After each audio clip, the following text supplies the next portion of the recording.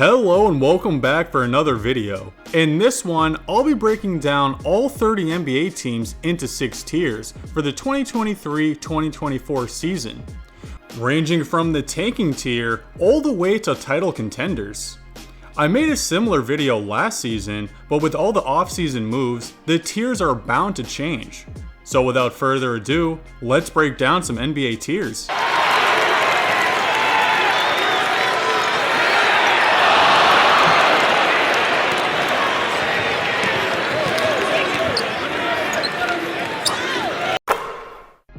The first tier I want to start with is the tanking tier.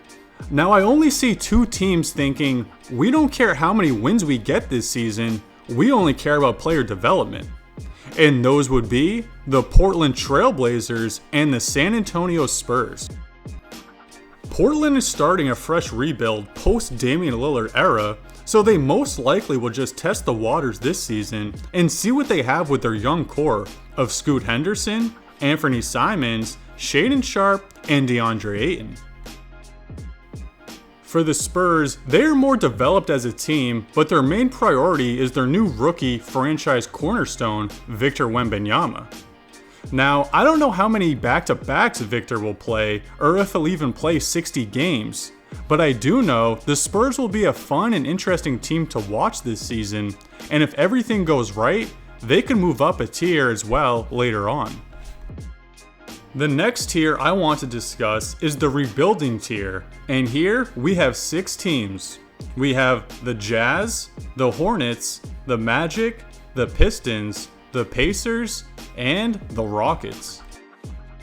These teams will most likely be in the play-in game mix, with seeds ranging from 7 to 10, and if they don't make the play-in, then it won't be the end of the world, as they are still rebuilding.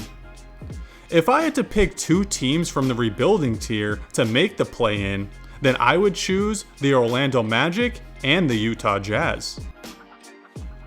For the Magic, I see Franz Wagner and Paolo Banchero taking another leap, thus taking the Magic to another level. And for the Jazz, I believe Lauri Markkanen and Jordan Clarkson will do a similar feat in Utah. The next tier I want to talk about is the No Man's Land tier, where NBA teams get placed in purgatory until they climb their way out. Here we have 5 teams, which are the Wizards, the Nets, the Bulls, the Wolves, and the Raptors. 4 teams have returned to the No Man's Land tier from last season, and those are the Wizards, the Bulls, the Wolves, and the Raptors, with the newcomer being the Nets. 2 teams have more hope here than the others, and those would be the Minnesota Timberwolves and the Brooklyn Nets. If the Wolves have everything going to plan this season, then they shouldn't be in the No Man's Land tier, but in fact in the contender tier above. But personally, they have to prove it to me first before I can move them up, as they were a bit disappointing last season. For the Nets, they have a decent core under 30 with Mikal Bridges, Cam Johnson, and Nick Claxton. They also have some trade pieces available if needed to make a move to improve the roster. The Nets, led by Mikal Bridges, will most likely be in a play-in spot in the East, and I'd be surprised if they were a top 6 seed. Prove me wrong, Nets. The next tier is the contender tier, where the bulk of the NBA is at, and where teams are trying to win now in the playoffs. Here, we have 8 teams in this tier, and they are the Mavericks, the Knicks, the Cavs, the Kings, the Clippers, the Pelicans, the Hawks, and the Thunder. Some of these teams belong here, and some of these teams will be moving up a tier if they can stay healthy and build off last season. Now, if 2 of these teams could just stay healthy for a full season, they will definitely be moving up.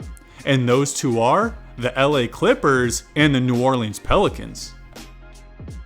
For the Clippers, it's Kawhi Leonard and Paul George basically switching with each other of who is in the lineup one night and who is not. And for the Pelicans, it's Zion Williamson and his inability to play a full season and be relied upon as the team leader. One newcomer for the contenders tier is the Oklahoma City Thunder, led by superstar guard Shai Gilgeous-Alexander. We're finally going to see the many years in the making OKC rebuild in action this season, and I believe you can lock them into a play-in spot in the West and could finish as high as the 6th seed and skip the play-in altogether. For this to work, their young core of Shai, Giddey, Dort, Jalen Williams, and Chet Holmgren will have to stay healthy and take a leap as a group this season. I'll probably have my eyes on them the most this season, as I find them a very intriguing team. Next up is the serious contenders tier, and here we have 5 teams, which are the Lakers, the Sixers, the Warriors, the Grizzlies, and the Heat. In this tier, all of these teams plan to win the first round of the playoffs, and their end goal is to reach the finals and potentially win a championship. The only team in this group that didn't make an off-season addition is the Miami Heat. Now, I think we have all learned our lesson by now of not counting the Heat out, as they made the NBA Finals last season without Tyler Hero or Kevin Love. Unfortunately, the harsh truth is 2 title contending teams in the East got better this offseason with the Bucks and Celtics, while the Heat not only stayed stagnant but got worse, as they lost Gabe Vincent to the Lakers, who played a big role in last season's playoffs. Now, one team in this tier that I could see moving up into the title contenders tier would be the LA Lakers. Yes, LeBron is 1 year older, but the roster as a whole has improved in almost every area. The Lakers added Gabe Vincent as their backup point guard and could potentially close nights if D'Angelo Russell is having an off game. In addition, I see players like Austin Reeves and Roy Hachimura taking a step up this season and being able to be relied upon more, specifically on the offensive end when old man LeBron is looking to take a possession off. Now, I don't think Austin Reeves will win Most Improved Player this season, but I definitely see his name popping up in the conversation. Finally, we have reached the title contenders tier, and here we only have 4 teams, which are the Denver Nuggets, the Milwaukee Bucks, the Boston Celtics, and the Phoenix Suns. 3 of these teams improved this offseason, while one, did not. The 3 teams that improved were the Celtics, Bucks, and Suns, while the team that did not was the team that won the championship last season, the Denver Nuggets. Yes, the Nuggets have their starting lineup returning, but they lost Bruce Brown and Jeff Green and didn't fill the void. Jeff Green isn't that big of a loss, but Bruce Brown is, as he was their Swiss Army knife 6-man that could do whatever the team needed, and I do think the Nuggets will miss him this season.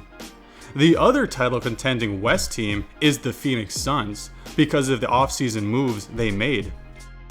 The Suns added Bradley Beal, Eric Gordon, Bol, and a couple others, but this team looks absolutely loaded, led by Devin Booker and Kevin Durant, and will have one goal this season, which will be to win the championship. For the East, the Bucks and the Celtics will be running the conference all season after their new acquisitions, where the Bucks acquired Damian Lillard and the Celtics acquired Drew Holiday and Kristaps Porzingis. With these new additions, I believe both teams are headed for a 60-win season and will most likely meet in the playoffs for a historic showdown that will be so good you wish it was a 9-game series. Well, those are my tier rankings for all 30 NBA teams. Let me know your thoughts on my rankings and which teams you believe should be moved up or down. Thanks for watching, don't forget to like and subscribe, and have a great day!